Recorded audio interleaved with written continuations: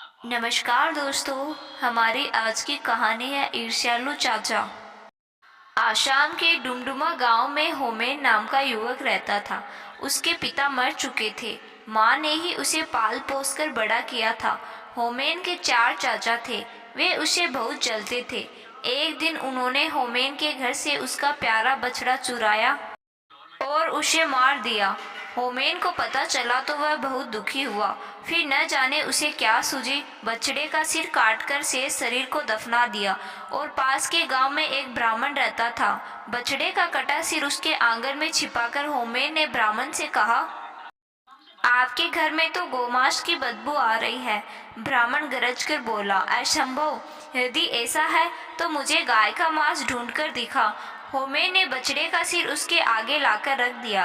ब्राह्मण के तो चेहरे के तोते उड़ गए। उसने होमेन को बहुत सा धन दिया ताकि वह गांव वालों को उस बात के बारे में न बताए।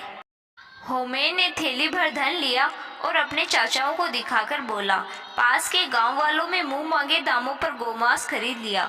वे लोग तो और भी मांग रहे थे, लेकिन मैंने कहा कल ले आऊंगा। यह सुनकर चाचा बहुत खुश हुए। उन सबने भी अपनी अपनी गायें बछड़े मारे और उनका मांस पड़ोस वाले गांव में ले गए।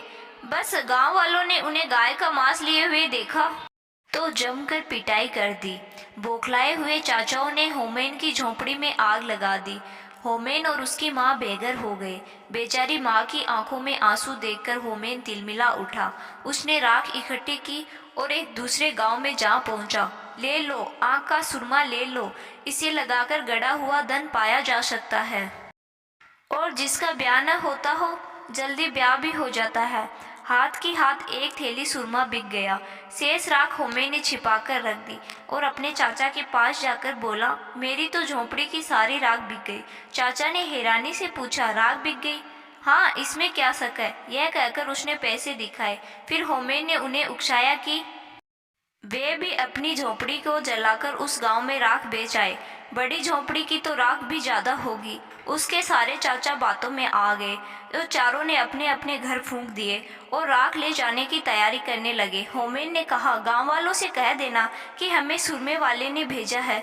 जो ही चारों गांव में पहुंचे और सुरमे वाले का नाम लिया तो सारा गांव उनके पास पहुंच गया और देखते ही देखते लाठियां उन पर पड़ने लगी। बेचारे पिटते पिटते घर लौटे। चारों ने गुस्से के मारे होमेन को मारने की योजना बना ली। उन्होंने होमेन को नदी किनारे रस्सी से बांधा और खुद भात खाने घर चले गए। उनके जाते ही वहां से एक सौदागर गुजरा। उसने होमेन से पूछा, क्यों भाई, तुम्हें यहाँ क्यों बांधा हुआ है? होमेन ने झूठी बात बनाई। जी, मेरे चाचा मेरी शादी एक खूबसूरत लड़की से करना चाहते हैं। मेरे मना करने पर मुझे बांध दिया। सौदागर बोला, मैं शादी कर लेता हूँ उस लड़की से। क्या ऐसा हो सकता है? होमेन ने झट से उसे बांधा और उसका घोड़ा लेकर रफू चक्कर हो गया। चारों चाचा खा पीकर लेट गए। आलस के मारे उठा न गया। पिटाई के कारण पोर पोर दुख रहा था। फिर उन्होंने उठने के बाद नौकर से बोला, जा तू होमेन को नदी में फेंका। हमसे तो उठा जाता नहीं। नौकर भी कम नहीं था। उसने अपने रिश्तेदार को यह काम सौंप दिया। रिश्तेदार ने सौदागर को ही होमेन समझकर नदी में फेंक दिया। बेचारा सौदागर चिल्लाता ही रह गया। नौकर ने चाचा को सूचना दी। जी, काम हो गया। और चारों मिलकर होमेन की मौत की खुशी मनाने लगे।